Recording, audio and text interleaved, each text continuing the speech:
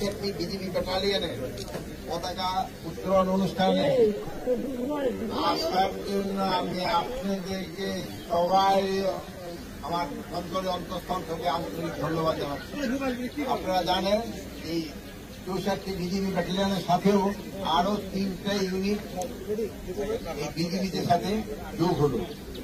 Total আজকে প্রায় 4টা ইউনিট বিজিবির সাথে যোগ হল। এতে বিজিবির সক্ষমতা কিছুটা বৃদ্ধি পেল, কিন্তু বিজিবির সক্ষমতা আরো বাড়ানো হবে। আমরা এটা চেষ্টা করতেছি, যেহেতু আমাদের পার্শ্ববর্তী দেশের তুলনায় আমাদের বর্ডার গার্ডের স্ট্রেংথ আরো বাড়ানো দরকার।